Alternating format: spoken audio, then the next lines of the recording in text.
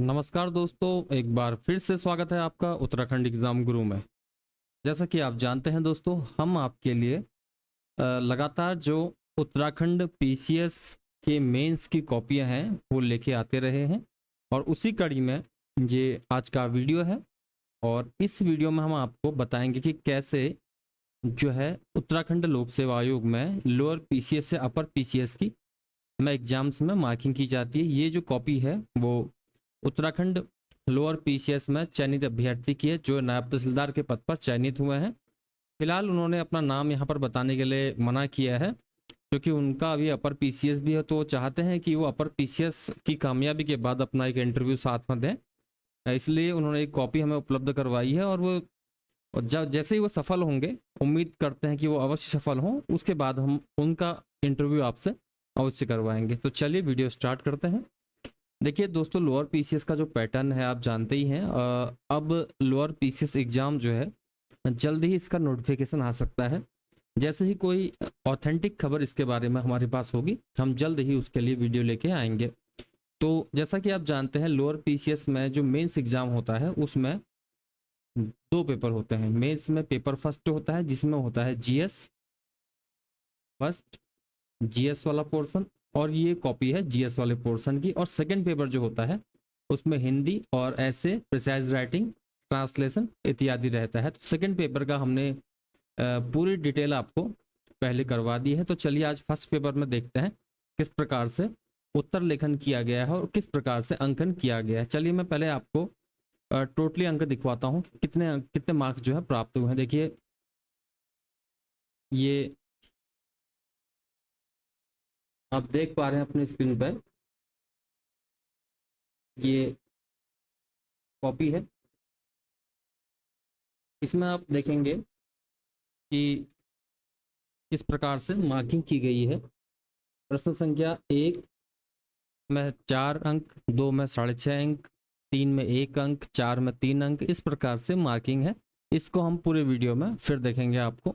और ये 4 मई 2023 को इस कॉपी की जांच की गई है।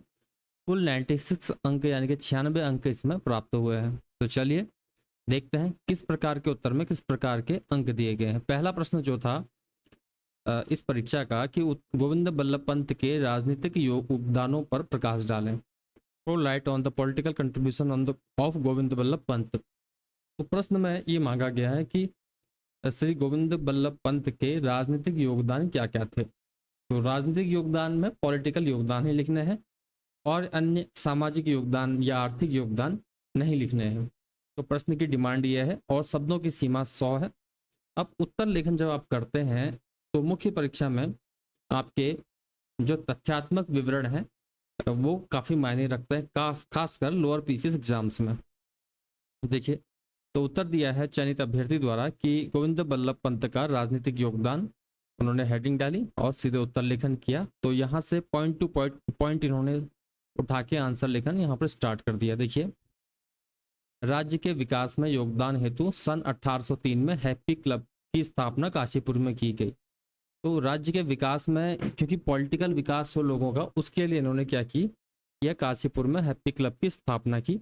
ये करीबन 10-15 शब्द इसमें आ गए हैं, ये योगदान। दूसरा, पंडित गोविंद बल्लभ पंत, हरगोविंद पंत तथा बद्रीदत्त पांडे ने मिलकर 1816 में कुमाऊं परिषद की स्थापना की। देखिए, 2 पॉइंट है, एग्जैक्ट पॉइंट है, सब जानते हैं, सबने पढ़ा भी है, लेकिन एग्जाम के हॉल के प्रेशर में एग्जैक्ट आंसर लिखना एक चुनौती होती है।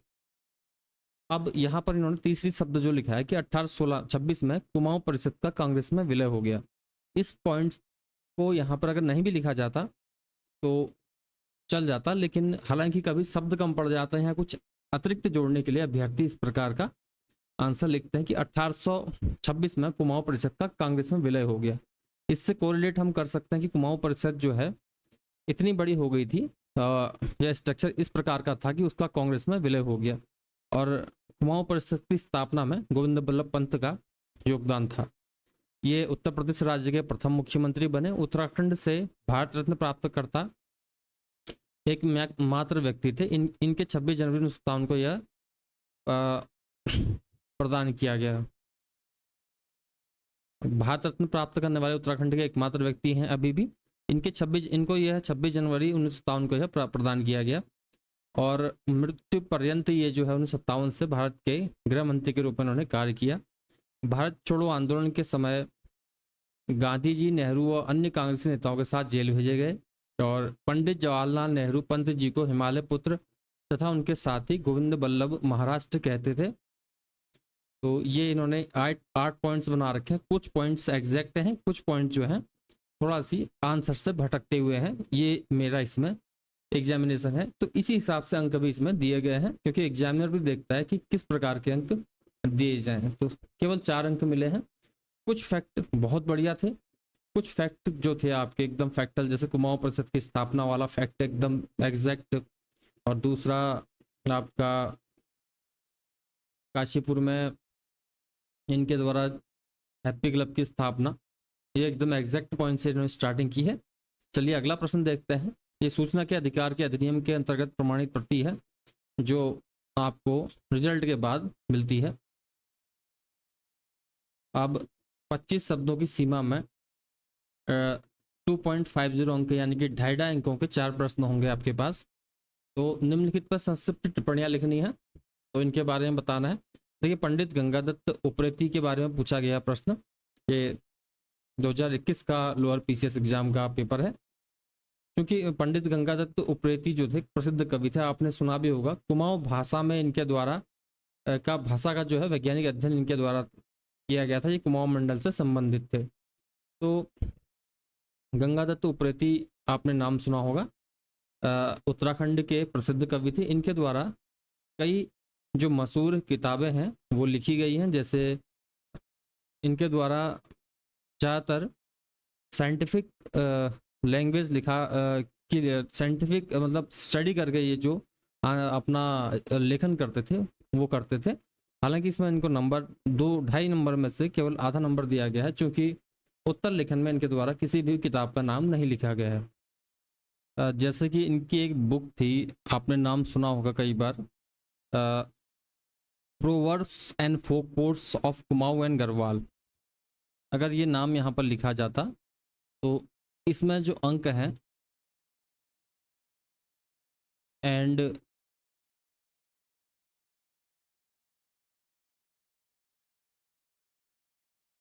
ऑफ कुमाऊं एंड गढ़वाल, देखिए इनके द्वारा जो बुकें लिखी गई या बुक्स लिखी गई, सॉरी बुकें नहीं बुक्स, तो उन बुक्स में इनके द्वारा अधिकांशतया इंग्लिश या अंग्रेजी का प्रयोग किया गया। अंग्रेजी में जितनी भी कुमाऊं के बारे में अधिकांश बुकें इंडियन राइटर के द्वारा हैं, उनमें पंडित गंगादत्त उप्रेती का नाम खासकर साइंटिफिकली आंसर देने के नाम पर इनके द्वारा किया गया। तो यहाँ पर 2.5 में से 2.50 में से 1.5 मार्क्स इनको मिले हैं। चूँकि ये एक साधारण उत्तर है, इसमें कुछ ऐसा लिखा नहीं गया है कि विशिष्ट बातें इसमें रखी जाएं, तो यहाँ पर अंक जो है उस हिसाब से कम दिए गए हैं। तो देखिए इसी प्रकार हम अगला प्रश्न देखते हैं। समता समाचार पत्र के बारे में टिप्पणी लिखनी है। 2.5 अंकों का ये प्रश्न है। समता समाचार पत्र का प्रकाशन अल्मोड़ा से किया जाता था। टमटा समुदाय व हरिजन समुदाय के उत्थान हेतु इस समाचार पत्र का प्रकाशन लक्ष्मी देवी टमटा के संपादकत्व में किया गया। तो ये इसमें इनको 2.5 में से 2 अंक दिए गए हैं, क्योंकि इसमें जो लिखना चाहिए इन्होंने जो आंसर दिया है, जिसकी आवश्यकता यहाँ पर है उसको ऐड किया है। तो यहाँ पर इनको 2 अंक मिले हैं। कैथरीन मैरी हेलीमैन, आपने नाम सुना होगा, सल्ला बहन, जिनका वास्तविक नाम कैथरीन हेलीमाइन या कैथरीन मैरी हेलीमन था। तो इसके बारे में टिप्पणी के लिए आया है कि ये गांधी जी की परम शिष्य थी। इनका अन्य नाम सल्ला बहन भी था। इन्होंने कौसानी में लक्ष्मी आश्रम की स्थापना की थी। मेन पॉइंट देखिए 2 चीज़ें हैं, एक तो असली नाम और कौसानी में लक्ष्मी आश्रम की स्थापना। गांधी जी के निर्देशन में इन्होंने की थी इसकी स्थापना। इस आश्रम में कताई बुनाई तथा भारत की स्वतंत्रता हेतु लोगों को जागरूक किया। 2 आउट ऑफ 2.50 मार्क्स में मिले हैं। अच्छा उत्तर यहाँ पर लिखा गया है। पॉइंट टू पॉइंट बात लिखिए। गांधी जी की शिष्या थी 1 पॉइंट। इनका मूल नाम सल्ला बहन था। कौसानी में लक्ष्मी आश्रम की स्थापना की थी और कताई बुनाई में लक्ष्मी आश्रम में कताई बुनाई तथा भारत की स्वतंत्रता हेतु लोगों को जागरूक किया गया।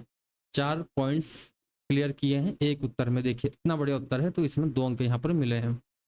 अब अगला जो प्रश्न है त्रिपिटक है। त्रिपिटक देखिए उत्तर जो लिखा है बौद्ध धर्म से संबंधित था। इसमें बौद्ध धर्म की शिक्षाओं और सिद्धांतों का वर्णन है। 3 पिटक क्या क्या है वो लिखे हैं। देखिए विनय पिटक, अभिधम्म पिटक, सुत्त पिटक। 3 पिटक को यहाँ पर एलोबरेट कर दिया है, एक्सप्लोर कर दिया यहाँ पर। देखिए ये 2 आउट ऑफ 2.50 अच्छे मार्क्स यहाँ पर मिले हैं। तो इस प्रकार से 10 में से यहाँ पर 6.5 अंक इनको मिले हैं। पूरे प्रश्न में हम देखें तो, क्योंकि इस पास प्रश्न के 4 पार्ट्स थे, तो उस हिसाब से इनको यहाँ पर अंक दिए गए हैं। चलिए तीसरा प्रश्न है, शहरी नियोजन में भौगोलिक सूचना प्रणाली यानी कि जीआईएस के उपयोग का संक्षिप्त टिप्पणी लिखिए। जीआईएस के बारे में लिखने को यहाँ पर कहा गया है। 100 शब्द सीमा है और अधिकतम अंक जो है वो यहाँ पर 10 हैं। Right a brief note on use of geographical information system in urban planning. देखिए इनमें ऐसे उत्तरों में ये प्रश्न थोड़ा टिपिकल आपको लग सकता है, लेकिन इसी ऐसे ही प्रश्नों से आपकी जो उत्तर लिखन क्षमता है या आपकी जो नॉलेज है उसको परखा जाता है। देखिए अभी तक तो सीधे सीधे प्रश्न थे कि क्या योगदान था या टिप्पणी लिखिए। इसमें आपको यहाँ पर थोड़ा सी साइंटिफिकली आंसर लिखना पड़ेगा। जियोग्राफिकल इंफॉर्मेशन सिस्टम, देखिए ये है क्या, पहले ये पता होना चाहिए आपको। और अर्बन प्लानिंग में उसका रोल क्या है, उस पर आपको टिप्पणी करनी है और ये टिप्पणी आपके अपने शब्दों में होगी। तो भौगोलिक सूचना प्रणाली जो होती है के माध्यम से किसी क्षेत्र के भौगोलिक तंत्र की सटीक जानकारी प्राप्त होती है। देखिए जीआईएस में क्या होता है कि कहीं पर भी हम रह रहे हैं उसके लैटिट्यूड, लॉन्गिट्यूड, अक्षांश, देशांतर जिनको कहा जाता है, उसकी स्थिति जो है वहाँ पर चिन्हित की जाती है। तो उसके शहरी नियोजन में यानी कि अगर हम अर्बन प्लानिंग करें, कहीं पर किस प्रकार से शहर का नक्शा होगा, क्या मास्टर प्लान होगा, कहाँ पर क्या एमिनिटीज़ होंगी, उसको अगर हम निर्देशित करेंगे, लोकेट करेंगे, तो इस प्रणाली में क्या किया जाएगा। भौगोलिक सूचना प्रणाली के बारे में आप थोड़ा सा बता सकते हैं एक लाइन में। भौगोलिक सूचना प्रणाली जो है के माध्यम से किसी क्षेत्र के भौगोलिक तंत्र की सटीक जानकारी प्राप्त होती है। इसरो यानी कि इंडियन स्पेस रिसर्च ऑर्गेनाइजेशन द्वारा इस कार्य हेतु IRNS सेट S1 के 7 सैटेलाइट 1A से 1G तक प्रक्षेपित किए गए हैं। देखिए ये एग्जैक्ट इन्होंने बात लिखी कि IRNS जो है इसरो द्वारा प्रक्षेपित किए गए हैं। यहाँ पर जीआईएस के बारे में थोड़ा सी बता दिया और ये कैसे काम करता है इसके बारे में थोड़ा बताने का प्रयास इन्होंने यहाँ पर किया। अब मेन प्रश्न जो आता है कि शहरी नियोजन में उपयोग क्या है। शहरी नियोजन में किसी संस्थान की जानकारी प्राप्त जहां विकास की आवश्यकताएं प्राप्त की जा सकती हैं, बिल्कुल सही। कराए गए कार्य की जियो टैगिंग करने से भौगोलिक निर्देशांक प्राप्त किए जा सकते हैं। तो अब कहीं पर आपने काम कोई करवा दिया है, उसकी जियो टैगिंग, यहाँ पर जियो टैगिंग का मतलब ये होता है कि मान लीजिए कोई काम किसी स्थान पर किया गया या कोई सड़क, पुलिया, पुल, रास्ता, खड़ंजा, सीसी, टैंक या सोलर लाइट या कोई भी कार्य अगर किया गया है तो उसको जियो टैग करने से उसकी लोकेशन जो है वो वहाँ पर आपकी टैग हो जाएगी। लोकेशन टैग होने से आप उस कार्य को मैप में, गूगल मैप में या फिर इसके लिए बनाए गए सॉफ्टवेयर जो है उसमें देख सकते हैं और उस कार्य के भौगोलिक निर्देशांक जो है वो प्राप्त कर सकते हैं, लैटिट्यूड, लॉन्गिट्यूड, और वहाँ पर बिना किसी नक्शे के पहुँच सकते हैं लोकेशन के अकॉर्डिंग। शहर के सुनियोजित विकास हेतु बनाए गए प्लान को क्रियान्वित करने में सहायता मिलती है। तो कोई शहर का प्लान हो रहा है, मास्टर प्लान बना है, तो प्लान को क्रियान्वित करने में सहायता मिलती है। तो आप सेट कर लेंगे कि ये कोऑर्डिनेट यहाँ पर के ये किस प्रकार से हैं या किस प्रकार से कहाँ पर काम हो सकता है, उसको क्रियान्वित करने में सहायता मिलती है। किसी स्थान विशेष की जानकारी को पृथ्वी के में के 10+10 -10 मीटर तथा जलमंडल में +-20 मीटर तक प्राप्त की जा सकती है। जानकारी किसी स्थान की प्राप्त करनी है तो उसकी सटीकता जो है +-10 मीटर और +-20 मीटर जलमंडल में प्राप्त कर सकते हैं उसकी सटीकता को। शहरों में बनाए जाने वाले 100 गृह, पेट्रोल पंप, विद्यालय, स्कूल, सामुदायिक केंद्र, हॉस्पिटल आदि के निर्माण में जो है सहायता प्रदान करता है। तो ये इनका उत्तर था। अब देखिए मार्किंग इसमें किस प्रकार से की गई है। ये जो छठा प्रश्न है,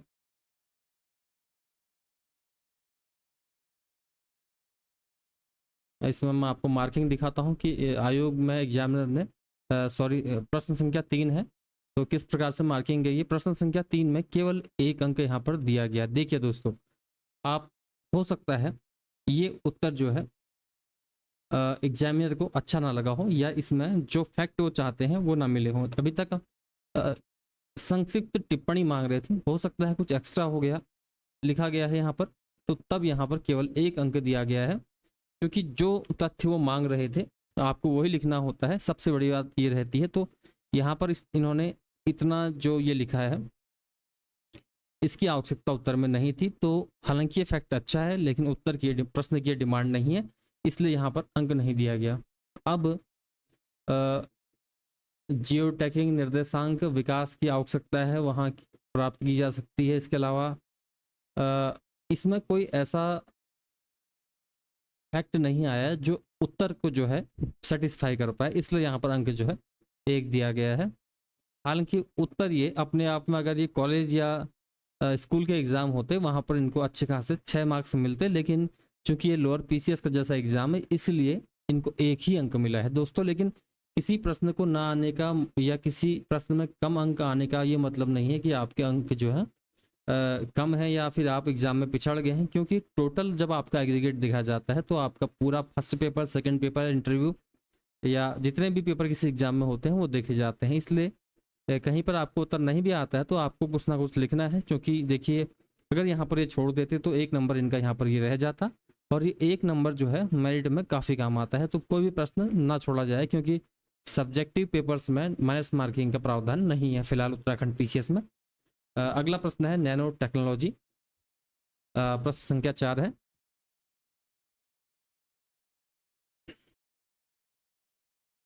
तो अगला प्रश्न जो है नैनो टेक्नोलॉजी के बारे में है, विज्ञान और तकनीकी का ये प्रश्न है।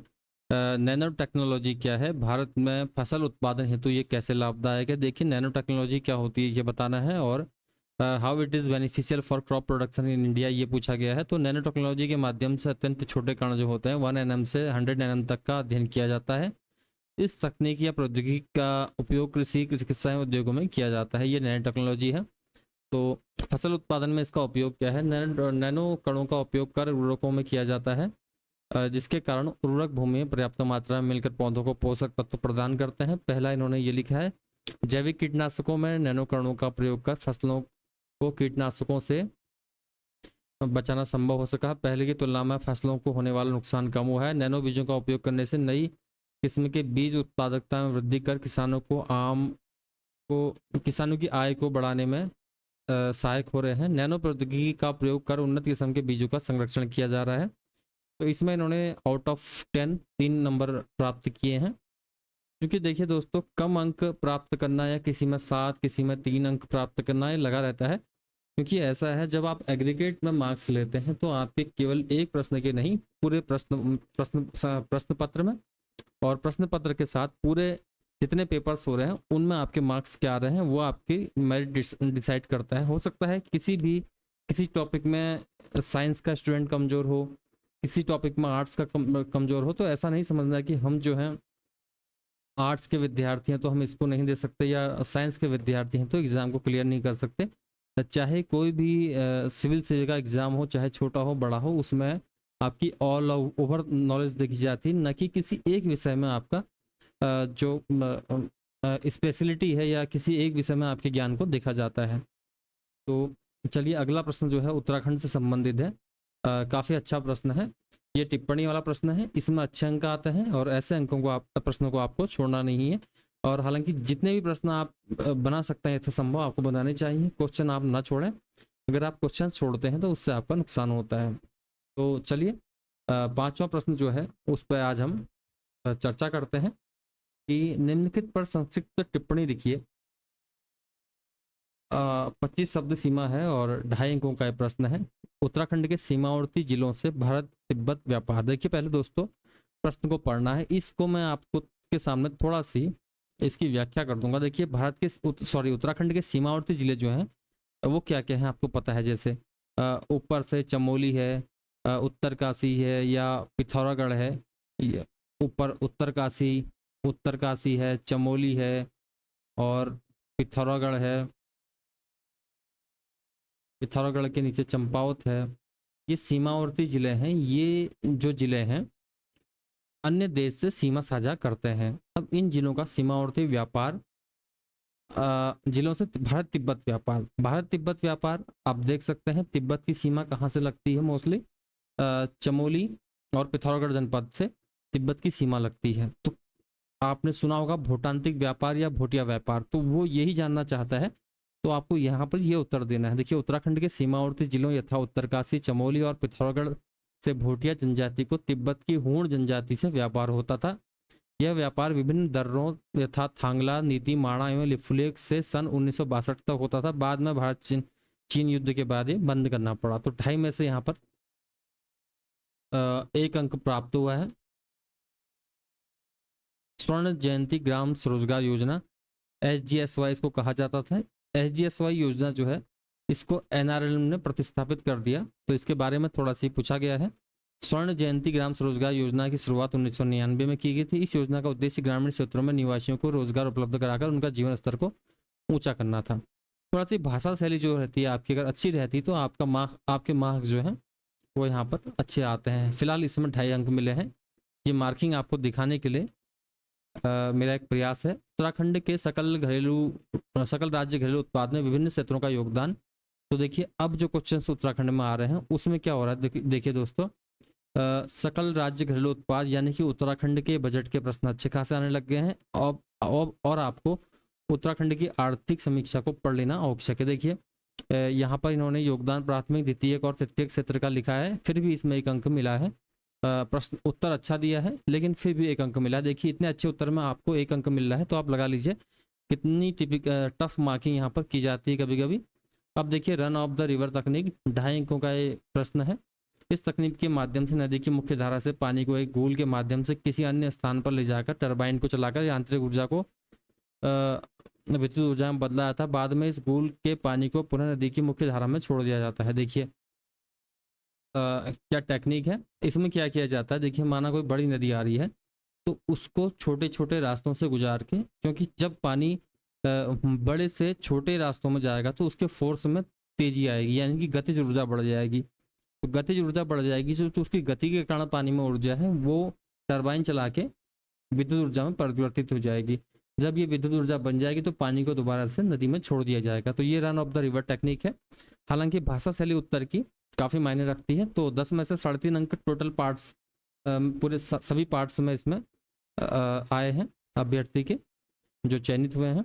अब प्रश्न संख्या 6 हमारे सामने है, कार्बन क्रेडिट की संकल्पना पर टिप्पणी कीजिए।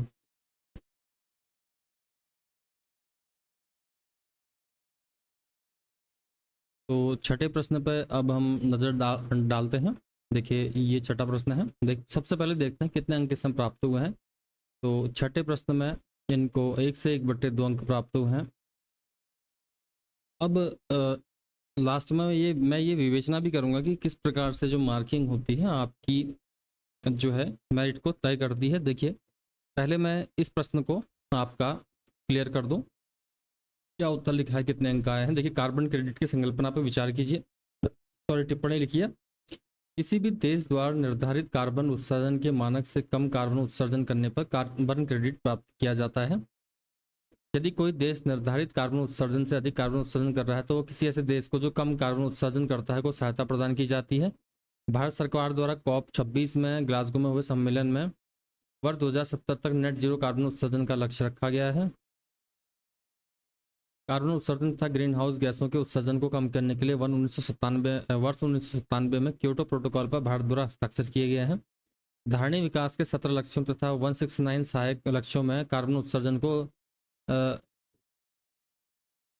कम करने की, यहाँ पर कम लिखना चाहते होंगे, कुछ चीज़ें छूट जाती हैं जल्दीबाजी में, ये आपके मार्क्स कम करती हैं।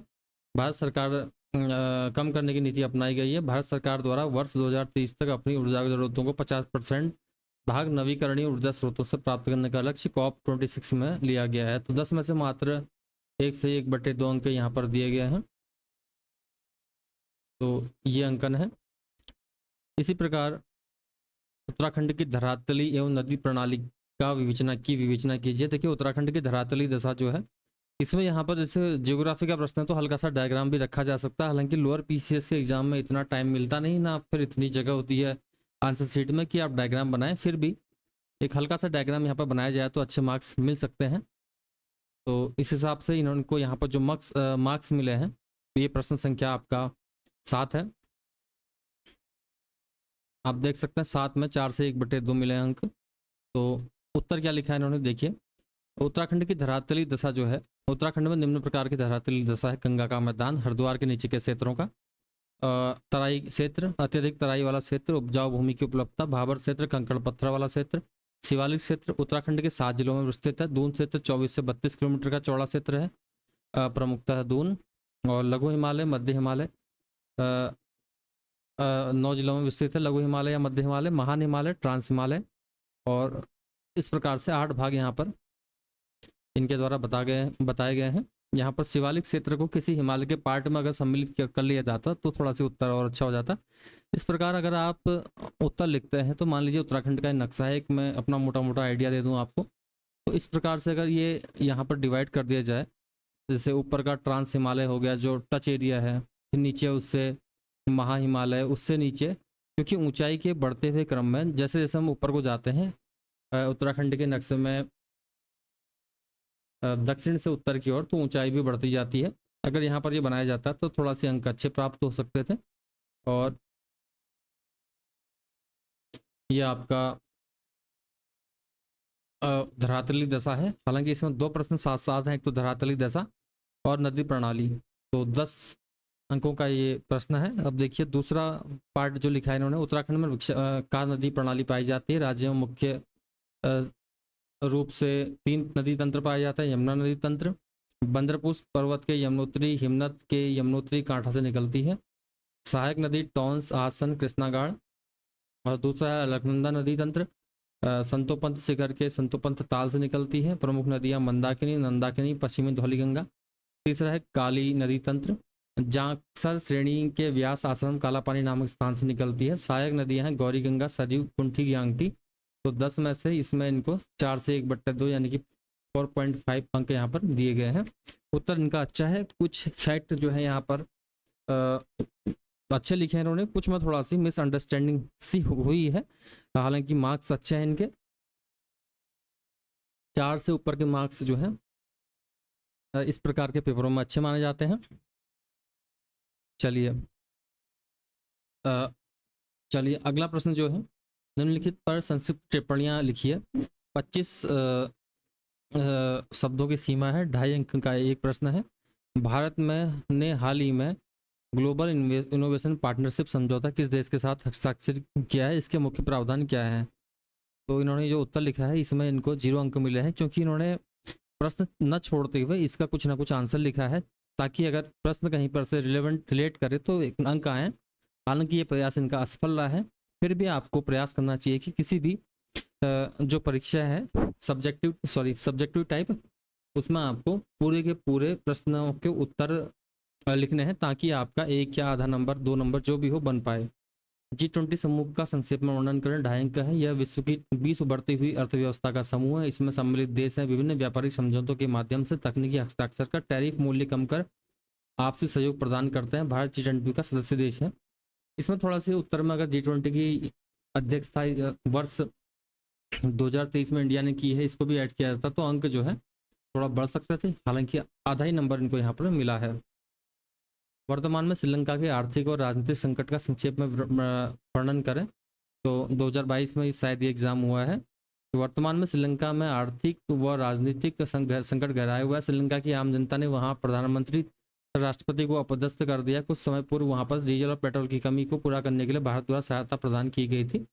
तो मिला जुला उत्तर है, आधा नंबर यहाँ पर दिया गया है। थॉमस कप 2022 में भारत की बैडमिंटन टीम के प्रदर्शन पर टिप्पणी करें। भारत द्वारा वर्ष 2022 का थॉमस कप जीता गया है। भारत को यह उपलब्धि बहुत लंबे समय के बाद प्राप्त हुई है। साधारण सा उत्तर, साधारण से मार्क्स दिए गए हैं। तो यहाँ पर केवल 1 से 1/2 अंक दिए गए हैं। हालांकि इन्होंने जो आंसर लिखने का प्रयास किया, हो सकता है इनको उस समय आंसर पता ना हो, उसके बावजूद भी इन्होंने लिखने का प्रयास किया, तो यहाँ पर 1.5 अंक प्राप्त हुए। और ये 1.5 अंक जो है कहीं ना कहीं इनकी मेरिट में या इनके एग्जाम में इनको हेल्प किए हैं। वैश्विक खाद्य संकट और इसके निवारण पर निबंध लिखना है। 100 शब्दों का निबंध है, तो निबंध इतना बड़ा तो लिख नहीं सकते, लेकिन प्रयास करना पड़ेगा। चूंकि प्रश्न है वैश्विक खाद्य संकट एक ऐसी परिस्थिति जिसमें विश्व के खाद्यान्न विश्व की भूख मिटाने के लिए पर्याप्त न हो, इसे ही खाद्यान्न संकट कहा जाता है। निवारण जो है, वैश्विक खाद्य संकट से निपटने के लिए उच्च गुणवत्ता युक्त बीजों का प्रयोग किया जाना चाहिए। उच्च गुणवत्ता युक्त बीजों से प्रति हेक्टेयर उत्पादन की क्षमता में वृद्धि होगी। खाद्यान्न फसलों के उत्पादन में जैविक खाद का उपयोग किए जाने से फसलोत्पादन में वृद्धि होगी। जैविक उर्वरकों का प्रयोग किया जाना इस दिशा में प्रभावी कदम है। जैव कीटनाशकों के प्रयोग से फसलों को होने वाले नुकसान से बचा जा सकेगा। किसान कॉल सेंटर से हेल्पलाइन नंबर 1551 पर फसलों में आने वाली समस्या का निवारण किया जा सकता है। किसानों को न्यूनतम समर्थन मूल्य प्रदान कर खाद्यान्न फसलों के उत्पादन हेतु प्रोत्साहित किया जा सकता है। प्रधानमंत्री कृषि सिंचाई योजना तथा मृदा स्वास्थ्य कार्ड द्वारा फसलों की गुणवत्ता तथा उत्पादन में वृद्धि की जा सकती है।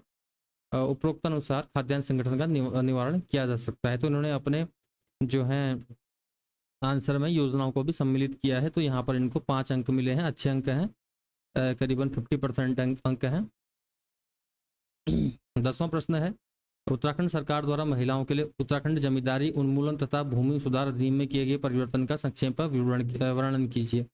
तो 4 पार्ट्स वाला क्वेश्चन है ये, इसमें 2.5 अंक का एक प्रश्न होगा। देखिए, तो उत्तराखंड सरकार द्वारा महिलाओं के कृषि भूमि में पुरुषों के समान पैतृक अधिकार प्रदान किए गए हैं और किसी पुरुष की मृत्यु होने पर उसकी जमीन पुरुष के पुत्र तथा पत्नी को समान अधिकार दिया गया है। ठीक, इसमें एक चीज़ और है कि जब आप लैंड खरीदते हैं, महिलाएं, उत्तराखंड की महिलाएं जो हैं ज़मीन खरीदती हैं तो स्टैम्प ड्यूटी में उनको छूट दी जाती है। ये सबसे बड़ा पॉइंट था, वो शायद कहीं पर मिस था, लेकिन उसके बावजूद भी 2 अंक मिले हैं। चलिए, अच्छा प्रयास इनका लिखने का। उत्तराखंड पलायन आयोग क्या है, इसके उद्देश्यों का उल्लेख कीजिए।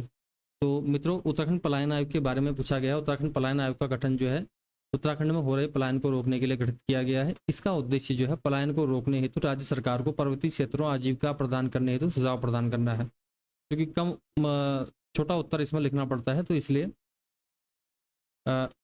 इन्होंने प्रयास किया, 1 अंक इनको मिला है। उद्देश्य और वो है क्या, अब पलायन आयोग का नाम भी बदल दिया गया, पलायन निवारण आयोग रख दिया गया है। भारत के संविधान के प्रस्ताव में निहित आदर्शों का उल्लेख कीजिए। निहित आदर्श है न्याय, गणराज्य, समानता, व्यक्ति बंधुत्व। अच्छा लिखा है उत्तर, 2 अंक दिए गए हैं। देखिए, सामाजिक, आर्थिक, राजनीतिक न्याय, समाजवादी, पंथनिरपेक्ष, लोकतंत्रात्मक गणराज्य और समानता, अवसर की समानता, व्यक्ति की गरिमा और राष्ट्र की अखंडता, बंधुत्व को बढ़ाना, ये आदर्श हैं। इसको स्पष्ट तौर से लिखा है, अच्छे अंक मिले हैं, 2 अंक मिले हैं। आकांक्षी जिला कार्यक्रम क्या है, इसके उद्देश्य क्या है।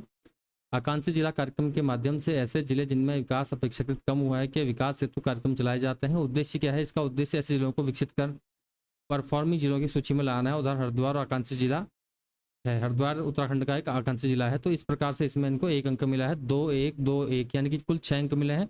10 में से 6 अंक काफ़ी अच्छे अंक हैं। तो अगला प्रश्न देखते हैं क्या है। एक मजबूत संघ के लिए न केवल सहयोग अपितु राज्यों के मध्य प्रतिस्पर्धा की भी आवश्यकता होती है। इस कथन का विश्लेषण कीजिए तथा इस दिशा में विगत वर्षों में केंद्र द्वारा लिए गए नीतिगत निर्णयों का उल्लेख कीजिए। 10 अंकों का प्रश्न है। चलिए, इसके बारे में विश्लेषण भी हम अभी करते हैं। चलिए, प्रश्न आपके सामने, उत्तर भी आपके सामने। भारत जो है राज्यों का संघ है, अर्थात भारत का कोई भी राज्य इससे अलग नहीं हो सकता है। जैसे भारत राष्ट्र के लिए राज्यों के मध्य सहयोग से राष्ट्र अपनी योजनाओं को क्रियान्वित करता है। राज्यों के मध्य प्रतिस्पर्धा भी आवश्यकता होती है। उदाहरण के तौर पर सराहनीय विकास लक्ष्यों में अलग अलग राज्यों की रैंकिंग होने से राज्यों के मध्य प्रतिस्पर्धा का भाव उत्पन्न होता है। इस प्रकार इन लक्ष्यों में उच्च प्रदर्शन कर एक मजबूत संघ का निर्माण होता है। तो ये इनका उत्तर है। मजबूत संघ हेतु नीतिगत निर्णय जो है NPR नेशनल पॉपुलेशन रजिस्टर का प्रावधान किया। समस्त नागरिकों को आधार कार्ड नंबर उपलब्ध कराया गया। योजनाओं का लाभ नागरिकों लाभार्थियों को पहुंचाने हेतु वित्तीय समावेशन का प्रयोग कर DBTL के माध्यम से लाभ खातों को हस्तांतरित। आधार नंबर को इलेक्शन वोटर कार्ड से जोड़े जाने का निर्णय लिया गया। NRC national register of citizenship का प्रावधान किया गया। तो ये इनका उत्तर है। इसमें जो इनको अंक मिले हैं वो कितने अंक हैं देख लेते हैं।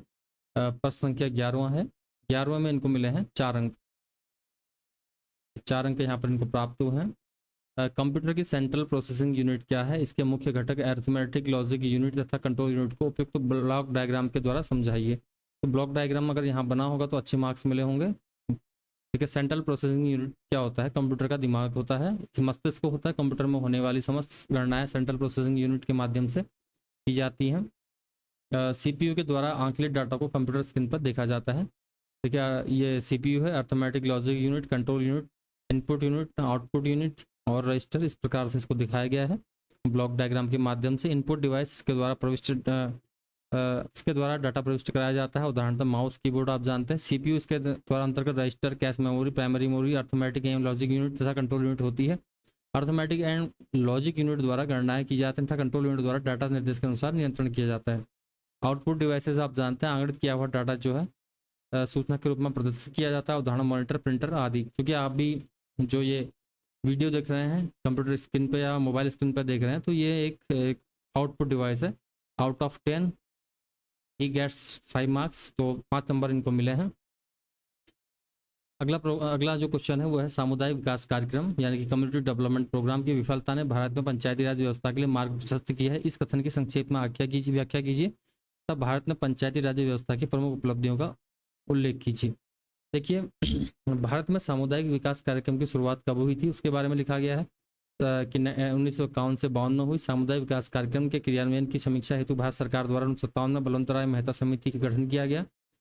इस समिति ने जो है दिसंबर 1957 में अपनी रिपोर्ट प्रस्तुत करते हुए भारत में पंचायती राज व्यवस्थाओं के गठन की सिफारिश की।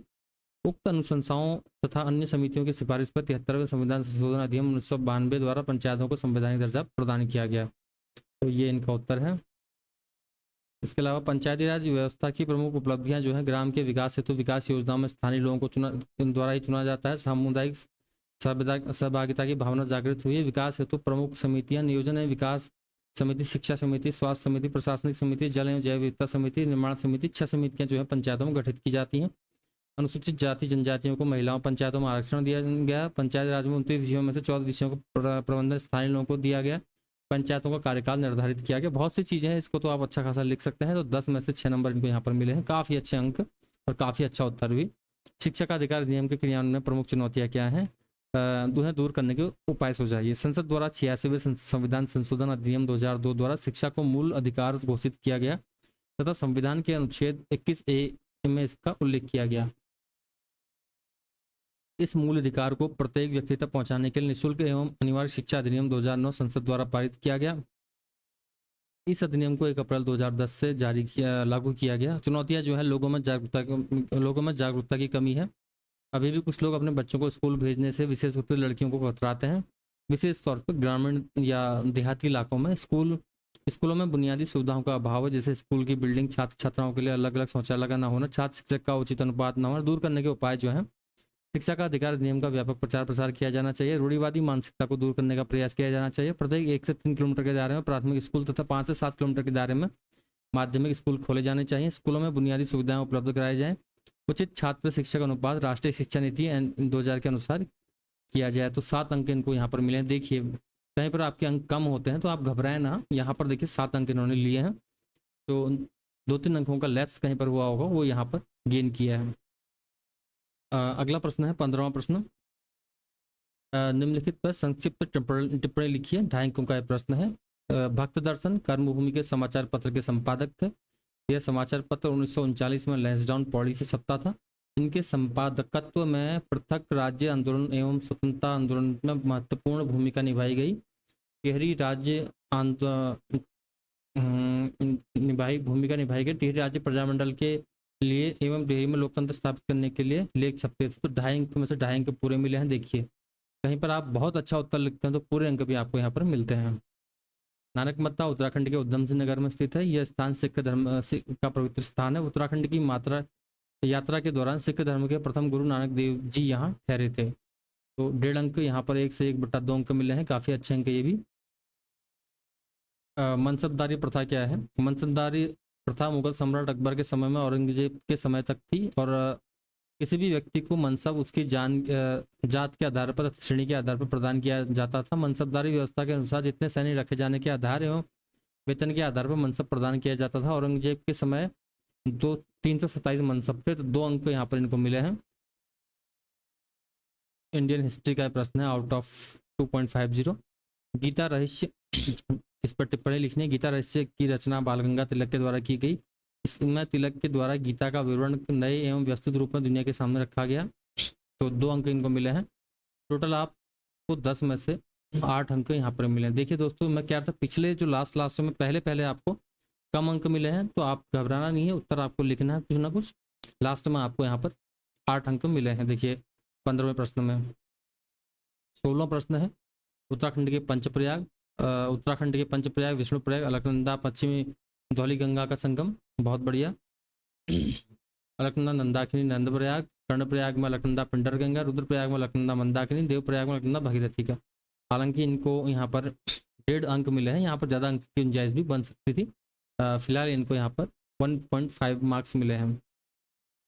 उपरोक्त 5 प्रयाग जो है अलकनंदा के तट पर स्थित है। अगला प्रश्न नंदा देवी राजजात यात्रा 2.50 का प्रश्न, अंक 50 अंक का प्रश्न है। नंदा देवी राजजात यात्रा जो है प्रति 12 वर्ष पर की जाती है। ये चमोली जिले के कांसुआ ग्राम से प्रारंभ होकर 280 किलोमीटर की यात्रा जो है 19 से 20 दिन में पूरी की जाती है। इस यात्रा की में माता नंदा देवी डोली लेकर चलते हैं, की डोली लेकर चलते हैं। इस यात्रा में सबसे आगे चौसिंगिया खाणू चलता है, तो 1.5 अंक इसमें इनको मिले हैं। क्योंकि एग्जाम हॉल में ऐसा प्रेशर होता है व्यक्ति के ऊपर, वो उत्तर उतना अच्छा लिख नहीं पाता जितना की ज़रूरत होती है। हालांकि सब प्रश्नों जब आप सब प्रश्नों को बनाएंगे तो थोड़ा सी आप भी वहाँ पर हेजिटेट या फिर जल्दीबाजी में रहेंगे फैक्ट्स को सम्मिलित करने में, क्योंकि उतने फैक्ट आपको याद नहीं आते उस वक्त जितने आप घर में याद कर सकते हैं या रिकॉल कर सकते हैं। अगला है मसक बीन। यह उत्तराखंड का एक सुशिर वाद्य यंत्र है। इसमें 5 नालियां बनी होती है, जिसमें एक नाली के माध्यम से मुंह से फूंक भरी जाती है। पहले ये वाद्य यंत्र यहाँ का काफ़ी प्रचलित था, परंतु अब केवल सेनाओं में इसका प्रयोग किया जाता है। देखिए आपने मसक बीन सुनी भी होगी शादी बारातों में उत्तराखंड में।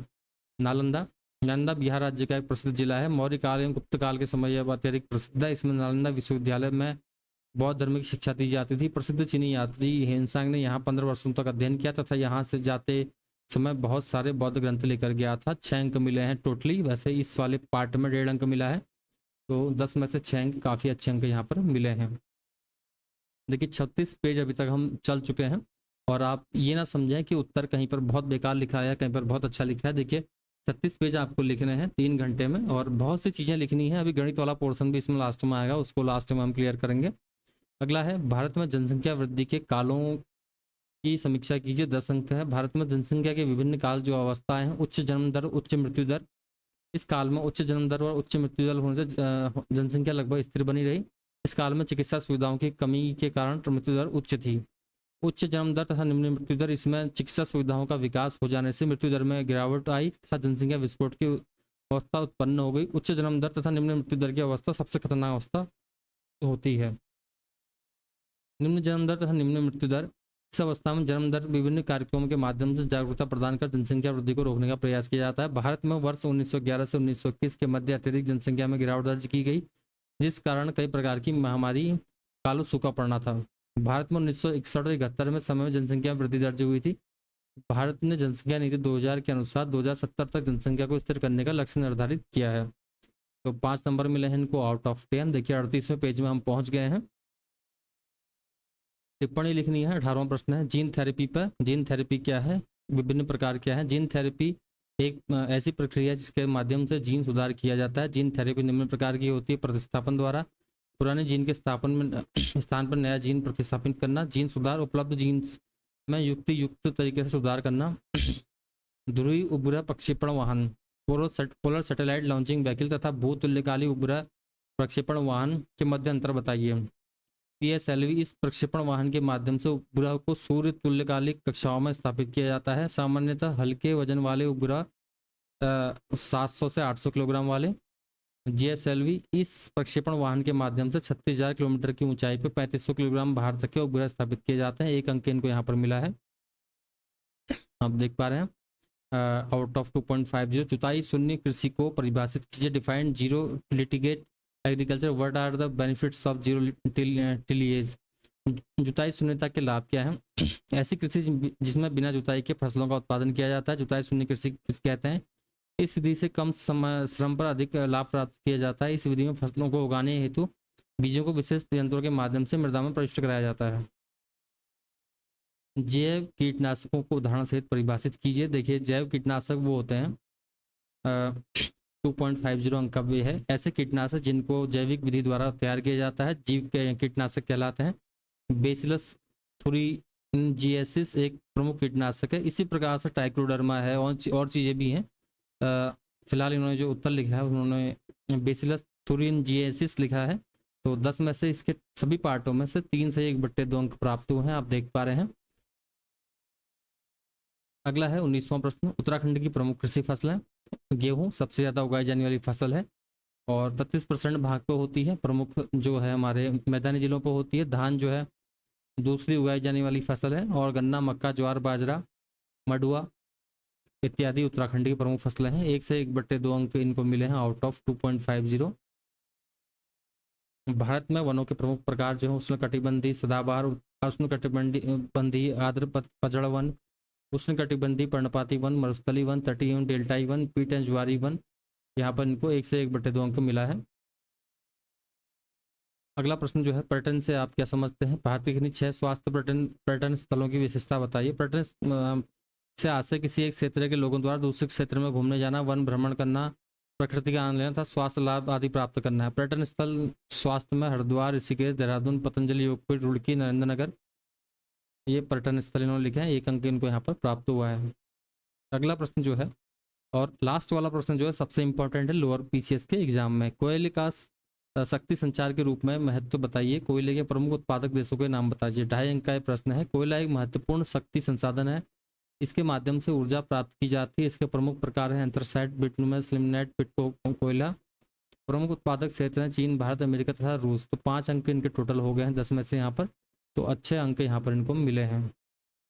अब है असली प्रश्न और इसमें आपको पूरे के पूरे अंक मिलेंगे अगर आप अच्छा उत्तर देते हैं। देखिए, एक परिवार का मासिक व्यय जो है इस प्रकार है। परसेंटेज दिए है, भोजन पे 20%, यात्रा पे 15%, शिक्षा पे 25%, बचत पे 20%, मकान किराए पे 20%।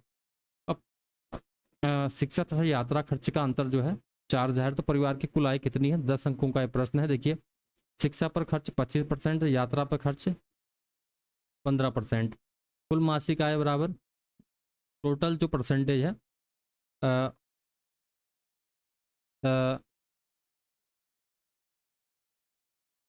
कुल मासिक आय जो टोटल आपका इनका व्यय है वो दिया गया है। प्रश्नानुसार शिक्षा तथा यात्रा में जो खर्च का अंतर है वो 4,000 है। तो 25% माइनस 15% बराबर 4,000 है। यानी कि 10% जो है वो 4,000 है। तो x हो गया 40,000।